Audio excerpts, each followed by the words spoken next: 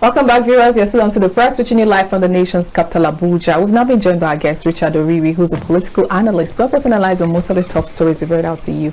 Do not also forget that this is a segment where our phone lines are now open for you to call in and join the conversation as it progresses this morning. Good morning, Mr. Richard. How are you doing? Good morning. You are looking so beautiful. With this red attire. There's something about today, right? I decided to look all feminine because there's this feminine energy. I remember. I take all the compliments this morning. Me and my wife, we argued about it this morning before I left my house. Exactly. The tigress. Yeah, so they say what a man can do, a woman can do better. Very much more better. Much more better. So honestly, I'd like to get women, they are impressing us in Nigeria. From the Super Falcons to the Tigress, retaining this title back to back. It's not just about getting the win. It's about retaining it. It's the women now that are showing us that we are the giants of Africa. Reviving that title, giants of Africa. Well, not giant of Africa. Yes, you have really shown yourself to be one of the best in the African continent, especially from Nigeria. Not just one of the best, as the best. As the best. Thank you. Thanks for reminding. Thanks for reminding me. Tigress, they have taken it now for 5 times back to back. Then Super Falcon 10 times back to back. That's no joke. A decade of holding the title. They have shown strength, and this is another angle to it again that I'll look at it from. Awesome. I think our men, they have sincerely failed us in terms of leadership, management, and everything. This is coming from a man, so I take that. This is the best time now for Nigeria to look inward and see whether we should give our women the chance to lead the country in all angles. Even if you look at, if you check history, you will see that most of the women that have assisted governors across Nigeria as deputy governors, they perform very well. Go to Anambra, go to even Kaduna, the women who assisted Erufai. If you go to Kaduna, you see there was a seamless governance, no crisis between the head of the executive and the spare tire. It's almost everywhere. And the River State, it was a woman that deputizes Jason Wike. You saw what Wike did in Rivers. So I think it's time now for Nigeria to look at what and maybe if you look at our nuclear families, women are the ones assisting the home. So which means that the whole front belongs to women. Like I'll take example from my house. Everything happening in my house in the hand of my wife. She is the manager of the home. I oversee certain things going around saying, she will explain and I will allow. And if you can't get anything easily without reaching out to her. Definitely. So I like the part where you said maybe if they allow a woman role, political positions. But do you think we're ever going to get there, especially because we don't even have that 35% affirmation for women? There's a push already from the National Assembly. There's a push already for gender sensitiveness in our voting arrangement, that women should be given certain positions, certain elective positions across Nigeria. And I applaud that move. If the National Assembly will sit together and allow that to happen, the most important thing is the willpower. If they can have that political will to allow that legislation pass through and the president assent into the bill, it will be very good. I was super excited in 2023 that we were almost about to have a female governor in Adamawa State. I thought we were going to have one.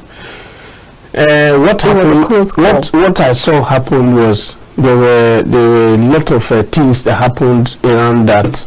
The men who always want to have their way through crook way. The woman was standing very firm to see how she will win her election in a very transparent and very objective way. But the men around her trying to maneuver things, to suppressing electoral processes, really made her not to make it.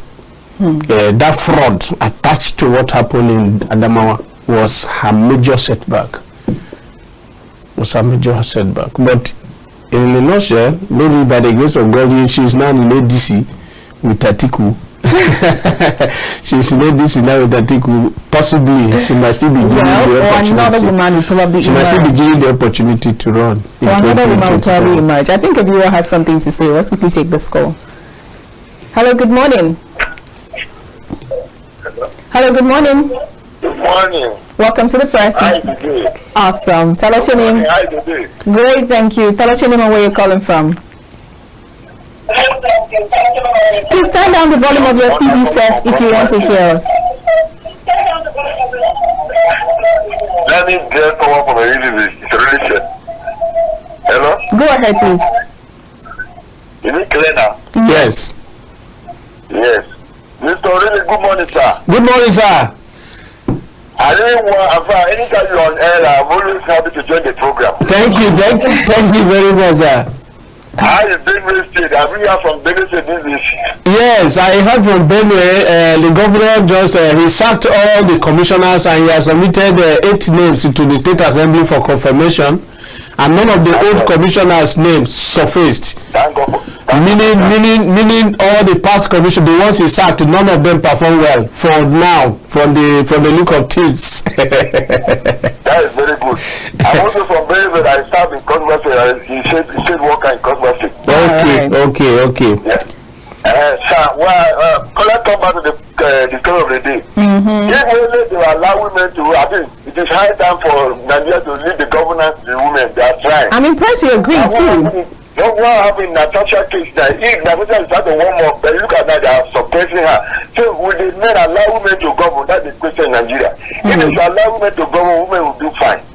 Awesome. So they are leaving the governance to women at this time. Let's see what they will do. All right. Thank you very much for that contribution. Thank you. You're welcome, sir. All right. You brought a fresh perspective to this conversation because I just want to talk about the sports, but I'm happy that you brought this perspective. But the question would be, if women would be given a chance, do you think it should be on an equal basis, or women should have selective positions where people can elect them into? Well, selective position will not make it democratic. In a democratic environment, you allow fairer and freer election. And for that reason, there shouldn't be a specific position set aside for women, but they should at least make it in a way that almost all the like now, from what is happening, almost all the political parties give their ticket free of charge to women. So, but allowing them to say, we have given the space, the space is open for you to come in and ventilate your interest. It's enough for other women who doesn't have the interest for politics to come in. And once they come in, the party from the party level, they should equally try to see how they will give them the leeway. Because before you come for general election, you must come through the party process, the party primary process. So once the party in their own internal arrangement make it in a way that from the party level, they will set aside certain positions. So let's say if Benue State now have 11 House of Representative members, they should set aside, let's say 4 or 5 for women, and they will spread it across the senatorial district and across all the zones. Let's say from the 3 senatorial districts, at least two slots of House of Reps for women, and they will allocate it to different areas. Once it's done that way, they will know very well that this area, no man should go and contest for this House of Rep. It's for women. So all women will contest it from the party level. And once they come up with that, with the list of these people to the general election, then every one of us will add voice to it to say we should allow women. That's almost the same thing as it's not being democratic in that sense. Internal party arrangement, even the constitution close its eyes. Because I know some women would prefer that. Let's throw the hats, let's all throw our hats. The suppression will be there. The suppression will be there. Once that is done from the party arrangement, from within the party level, if it is done in that way, there's no how men will allow them to have it free like that. They will definitely contest it with them. But from anything party arrangement, you can't take it before the law. And if once the party have decided, I think it's an internal party arrangement. They choose who lead the party. So it's their right to choose whoever come up to lead the party. So the party should make that arrangement. I don't even see it in a way that they should even bring it to National Assembly for legislation. But all the political parties should make it compulsory for women to have certain positions from within the party coming out for general election. Once they present them to Nigerians during the general election, that one is left for voters now to decide. But from within the party level, they should set aside certain positions if they really want women to succeed. I really do hope that maybe people begin to look at it from homes first, because most of the time from homes, a lot of women have the potentials, but they never get the support that they need. I agitated as well that even before, like 4 days ago now, they approved 1,000 names from every political ward in Nigeria for federal government to reach out to, a kind of grant through the Ministry of Budget and National Planning. Before that was made, that pronouncement was made, I was on the studio here and I made such a proposal that through NCPA, that is the Ministry of Humanitarian Affairs, every household in all the political wards, they should select at least 50 households or 100 households. Now they have made it to 1,000, which is better. Households, you pick women, married women, who take proper care of the home. And government at least give them certain incentives. If you go to India, they do such incentives for helping the nation, building the country from the home front. At least 100,000, even they have Nigeria as a government today, have the capacity to even give every household through the women 1 million naira. Maybe religious societies also need to key into this. Because they are doing a lot, quite a lot. They are doing even more than those who have employment, getting salaries from government. Because what we are lacking presently in Nigeria now is moral decadence, which is very wrong. And if you are assisting from the home, the mothers will pick up and take their responsibility very, very serious. All right, let's and build the nation from the home front. Hello, good morning. Good morning, KAFTANTV. Good morning. You're welcome to the press. Jibril from Abuja. Please go ahead and let's hear your thoughts. I love the program. Thank you. And what you are saying, that the big woman chance, I love it, and it's okay. Thank know you. that Busia has their way. I know a state that a woman wants to run for a senate. The governor went there, blocked the road, dig the road. They are not happened up to now. The same woman went to the house. They done the DC. Up to now, nothing happened. The same governor making his wife as a commissioner for justice. He called the wife. Okay, how would we do to clear this thing out? And you know the governor, I know the governor. It's not something high. Up to now, the woman is in suspense, so I don't know how they were doing.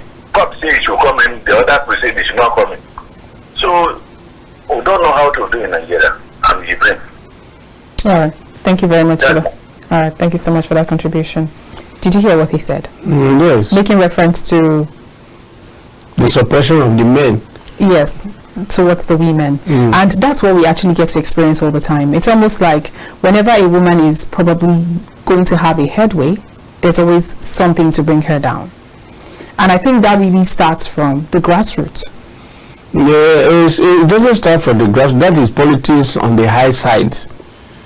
It's politics. I said it's politics because, one, every politician, even that you have even ventilated your interest to vie for any public office as a woman, you are already in the game.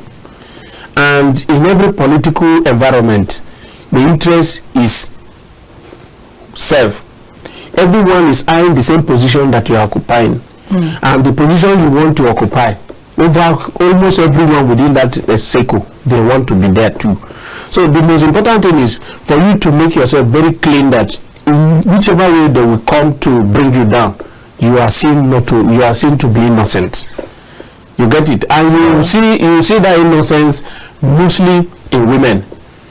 One, they are not that corrupt that you say this woman occupies also office before and she's corrupt. This one, for the past, like I can say from the period of Jonathan or so, either Jonathan or Yaradua till now, we have been having women occupying the office of the head of service of the Federation. Have you heard of any scandal? Discrepancies.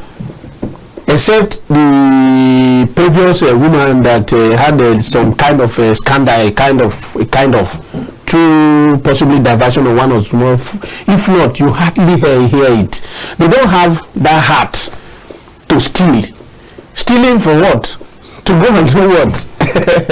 They don't have that heart, because management, they have it from home. As a man, if you have let's say 2 million naira and you give your wife 1.5, or you give your wife even 500,000 from the 2 million, that 500 you've given to your wife is what you have left for the home front. The 1.5, within how many seconds you have squandered it, and you may equally still go back to collect from that 500. So and that 500, that woman can manage it even for a period of months. You see that your home is very sound, and when you are coming home with even your friends. I think I've had this conversation with a couple of men, and they always tell you that women are better financial managers. Very good. They are very good when it comes to financial management. They are very, and one thing in them, they hate shame. They hate shame. Anything that will bring shame to the family, they don't want to hear it. And those are probably what we're looking out for in a leader. But yes, because if we allow women now to be president of this country, the first interest is the national interest. The name, what she will be projecting to the global world about Nigeria will be her interest first. Another thing, Mr. Richard, let's talk about the finances involved in politics. Can women really stand a chance? They can stand a chance, but that will come from someone that has the experience. Someone that have from whom you have learned the experience of managing fund. Some people like people like Ngozi Okonjo-Iweala that have been in the finance sector for years in her life. You understand? What I'm saying is, I'm not talking about the the management of the economy. That is what I'm saying now. I'm talking about the financial cost of running for an office. Financial cost of running for an office, yes, is there. Is there, but once the men see you, there are people, even these men, they don't have the money. Not that they have the money. If not somebody like President Bola Ahmed Tinubu who made the money before coming to become president. Too many of them that are contesting for the election, not that they have the money to run for the office. But once you are given the ticket, you see, and once the capitalists who want to buy into the government see that you have the potential for winning the election, you see them coming with assistance. But before you know it, that age they are giving you is why you once you enter office, they are the first set of people that bring in as contractors. So there is no government, even in America. You know, say Elon Musk, he funded Donald Trump's almost 70% of his campaign. Yes. You understand? So it's happening everywhere. The oligarch, they are the one now almost ruling everywhere, especially in democratic countries. In every democracy, is the oligarchs, the capitalists. They are the one now investing it.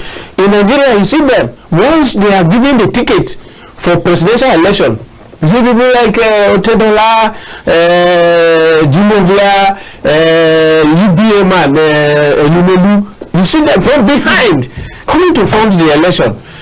And at the end, you see them. You saw what happened. The economic team of the current administration is being run by this business moguls. So that is it. You can't dodge. You can't dodge it. There's no how. Even America, that is great today, they are where they are because of aids that they give to countries. If you don't give that aids, you will not have that reciprocity arrangement benefits. I hope a woman is watching this morning. And women should go to the front. They should come up. People like us will support them. Mr. Richard, with or without money, we will support them. Mr. Richard is willing to bank on you, and you heard him. So in case you are considering a political office, the door is wide open. Come prove to us that what a man can do, a woman can do even better, and back to back. In my final, when I contested for House of Assembly, I was running my assembly under SDP. Yes. The APC, my friends in APC, they said I should come to APC for them to give me the ticket. I said I cannot run the House of Assembly under another party different from the party my principal, that is Prince Adewale Adebayo, was running his presidency. That would be the highest level of ungratefulness, that I will run the same party with him. They pressure me until got to a point they said I should select from among the people contesting for in the APC. That should select one person that they should give the ticket. The only woman among them was the person I 3 times we had a meeting and I said that woman. Oh, impressive. Is the person that is the Deputy Speaker House of Assembly, Benue State. Though she's not doing what I expected she would do, she's not performing. That's just the truth. But that doesn't make every other woman coming up. I supported her because of who she is as a woman. Yes. I said they should give her the ticket, and today she's the Deputy Speaker. Now it's left for the electorate to either to reconsider her or not in the coming election if she's running. All right, let's quickly take this call before we head on to other stories. Hello, good morning. Hello. Good morning, you're welcome to the press. Please tell us your name and where you're calling from. Good morning. Good morning. Good morning. Good morning. Good morning, we can hear you. Please tell us your name and where you're calling from. Can you hear me? Very well. It's Ade from Port Harcourt. All right, Ade, please go ahead and join the conversation. Yeah. I speak to your guest. Hello. Good morning, sir. Hello. Good morning, sir. We are hearing you. Hello. We can hear you. Ade, we can hear you clearly. Hello. Ade, you Yes, may ma'am. need to call us back. Probably your network is bad, but we can hear you very clearly. All right, Mr. Richard, let's head on to other stories. On the front page of the Nigerian Tribune, we have this interesting story that has made it back and forth, and it's becoming it's becoming a bit political. The report says experts question FEC's approval of 712 billion naira for airport upgrade. Now, according to the writer, ADC says the renovation is wasteful and it misplaced priority. And KAMO, it says it's strategic investment in nation's aviation infrastructure. According to KAMO, it would attract more foreign airlines to be able to come to Nigeria. And they say Lagos terminal rebuilding to be funded with subsidy removal gains. Do you think it's a misplaced priority according to ADC? And do you see an economical angle to this renovation? Yes, the issue they are complicating. One, from the Minister of Aviation, he has already said it, that it will attract foreign airline to come into Nigeria. Why the policy of the current administration is Nigeria first. Why is the attention to foreign airline? Why not channeling his attention, his interest towards reviving the Nigeria Air?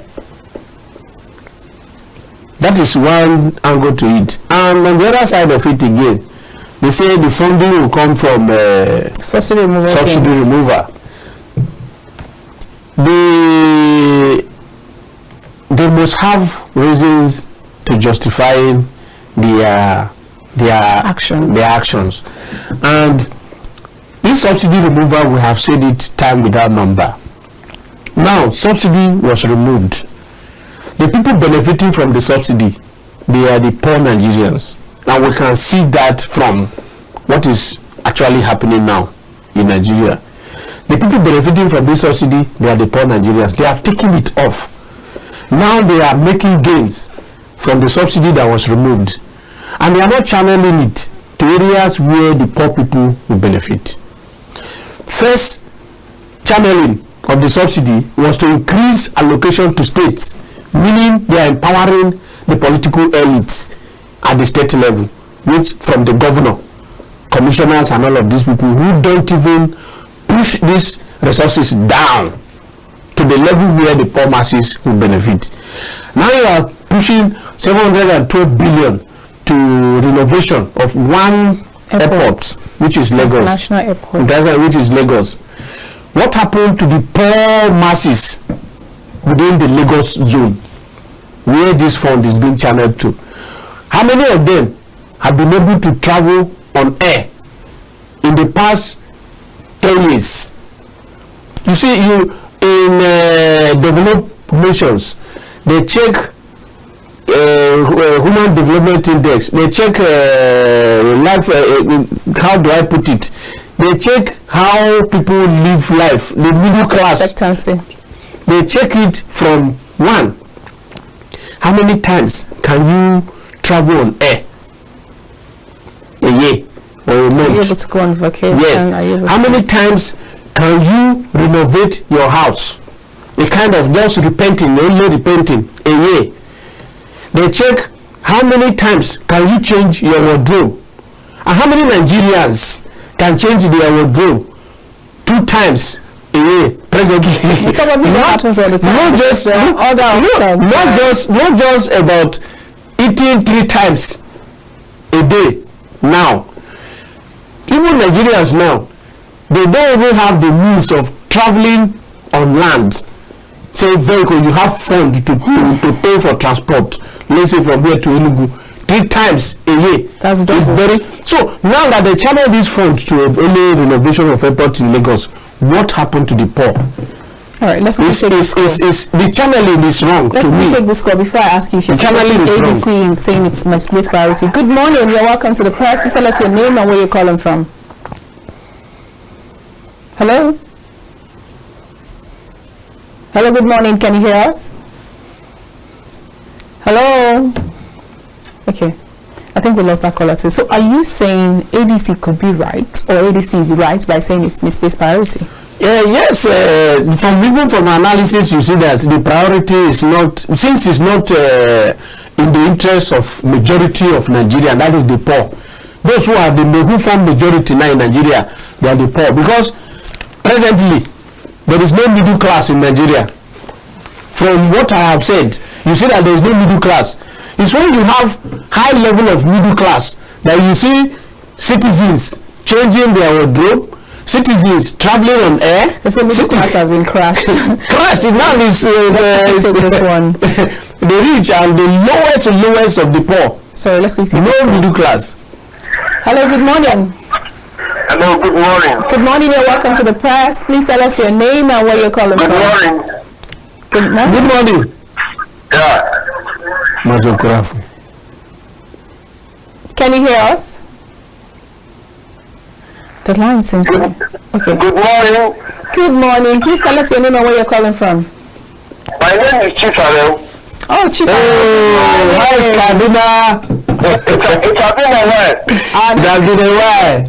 My regards to my very good friend Richard Oriri over there. Good morning, sir. Good morning, sir. Yeah, good morning. Let me quickly go to our discussion. Awesome. You see, Aristotle, the great philosopher, once said, I quote, he said, "You cannot build Italy without building Italians." You see, the government has been talking about the gain on subsidy, but the government has just realized that it is the masses who are enjoying the subsidy, and the same Bola Tinubu is bold in removing a subsidy.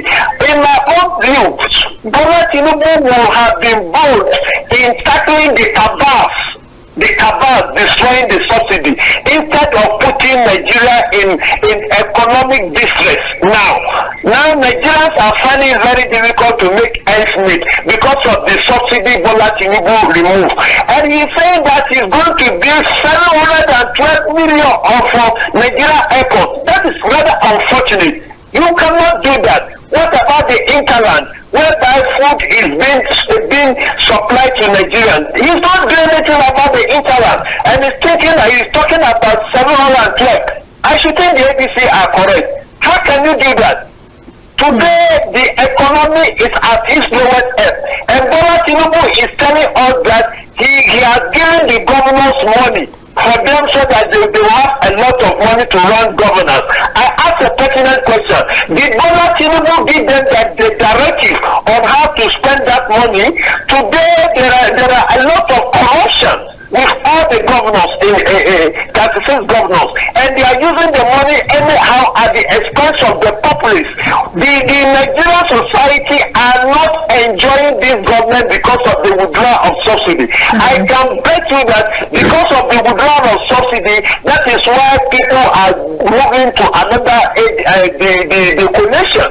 because they have not discovered that it is not doing us well. Now, my sister, people are finding it very difficult to make ends meet in Nigeria. Go and do sampling, and you will know how Nigerians are feeling with this withdrawal of subsidy. And his Bola Tinubu himself. Bola Tinubu was the one who was torturing Jonathan, who was saying that it was a scam. And Bola Tinubu is coming today, is withdrawing the subsidy, and he is even happy to tell us that after paying the return. Which day? Nigerians are not gaining. Nigerians are dying. So we should just stop and to tell us that there is a gain in withdrawal of that subsidy. God bless our country, Nigeria. God bless my Thank you. Thank you so much. Thank you. It's good we all come out boldly to speak for ourselves. Yes, like what my friend Chief Aremu said from Kaduna is the real thing. And if you look at what is happening in the political setting, you will see it that all the governors, they are seeing our president as their messiah, especially the president, the governors running their state under this administration, because sincerely the president have done so well for the governors, taking these resources from the poor and handing it over to the governors. If I were him, I will sit them down. You see the level of defection to APC. You must not necessarily defect to APC, but once you can do what the president wants by reaching out to the poor, you will definitely reach out to your state, because he has that constitutional power to give grants to states. Governor of Kaduna State said it on national television the other day that the president injected 100 billion to almost all the states in the budget for infrastructure and for other things that will better the life of your people. It's not for you now as governor to utilize the fund. Apart from the allocation going to states, he is sending money as grants to states for development, meaning they have more than enough to complain. There shouldn't be anything bad governance at the local level at all. Apart from all these resources, they are still the one taking the resources going to the local government, because there is no local government autonomy. So the governors, they are the ones suffering Nigerians presently. It's not even the president. But what we want from the president is for him to have that willpower, that political will, to really make the governors to stand firm in defense of the poor, because they are not doing much. Like 2 days ago, I read online where Governor of Ebonyi State, Chief Boma Wifru, he said from 1996 that the state was created, they should carry out payment of pensioners, those that have retired from work from 1996 that the state was created to date. And as you call for verification, after verification you should receive your alert immediately. That was the directive. That is an active governor. But in other states you won't see it, because these people that have retired from work, most of them, even if you go to that, they say you will see that from that 1996 there are people that have not received their pension. There are still people, and they are dying across Nigeria like that. So if you go to hospitals, you will see them, citizens, the original citizens of this country that have served the country so well from their heart, now retired, they are home, no pension, nothing, and most of them don't even have children that take care of their old age. It's also heartbreaking. If you go to their hospitals, you see, once you see, find some people in the hospital, you see, once they test it, after they say go and run this test for 20,000 naira, instead of that, they should take them home. They'll go and take local herb. And at the end, you see death. It's something else. It's something else. What is happening at the local, rural level? Governors, they have taken local government resources to themselves through joint allocation, joint account, federation allocation going to the state. Governors have taken it, they are not using it to benefit the poor. Now president is ejecting more from the subsidy that was removed to governors. They are not utilizing it. President seeing that they are not equally utilizing all of this going to the state, to him, it is not enough.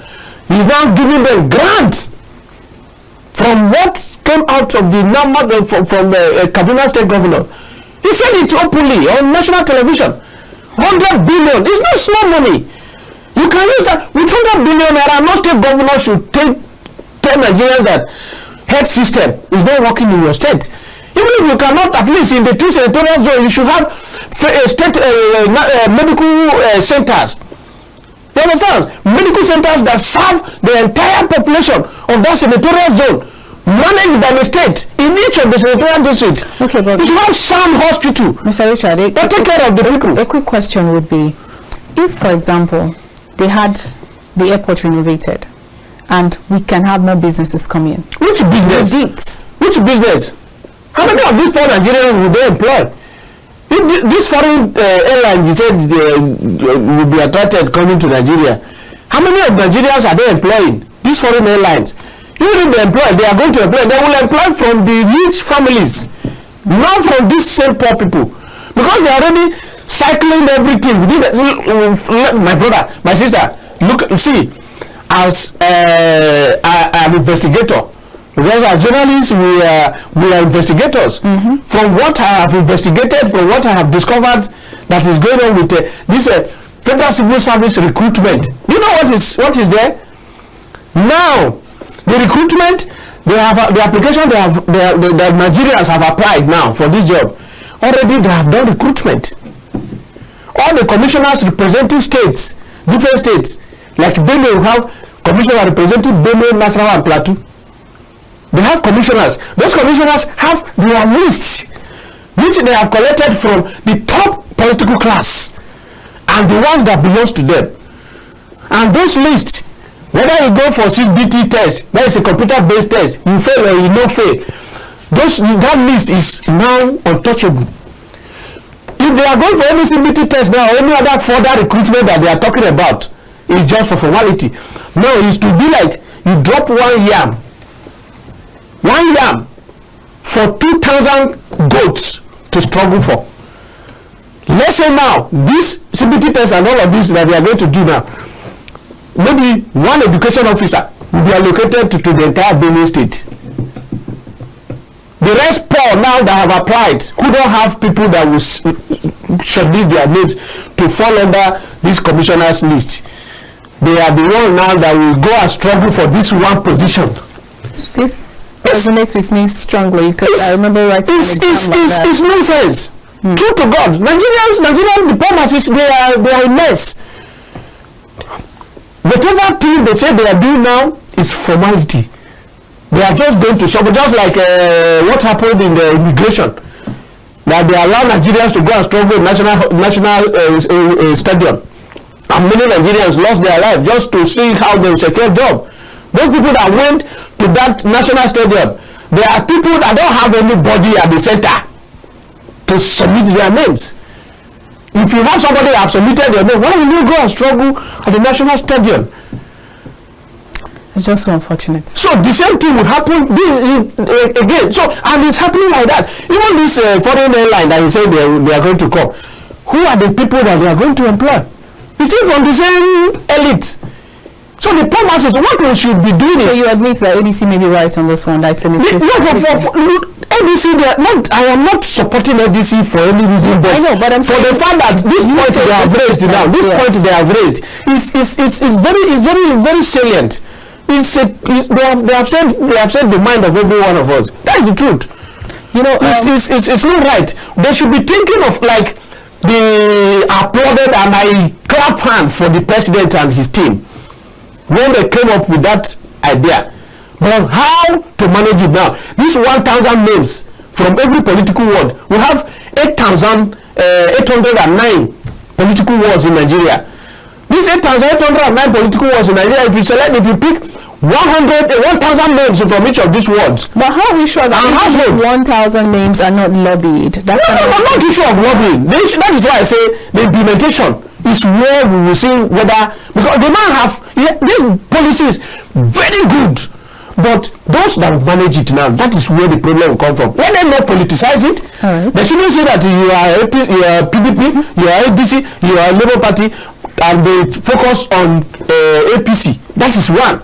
They should see it as Nigerians. They should see everyone, because even if you go to that rural areas, 70-80% of people living at the world level, they don't belong to any political party. And that is from my own statistics. They don't belong to any party. We call them undecided voters. They don't belong to any political party. So whatever we do for them, we are doing it for the real people, the original people who will sincerely need these things. Even if it is 100,000 they are paying to this 1,000 persons from every ward, it will sincerely change a lot of things. The only challenge would be continuity, even if it starts. Besides the continuity is the implementation mechanism. All right. Thank you very much, Mr. Richard. We really appreciate it. It's always a swell time whenever you're in the studio with us. Are we done? Absolutely. Thank you so much. All right, viewers, thank you so much for being a part of the show today. We really apologize to those of you that we couldn't take your calls. We'll take them again tomorrow, and please try to start calling in early. It makes it easier for us to take all of your calls. Thank you so much. I'll see you again tomorrow. I am Olamide Alhassan, and that's bye for now.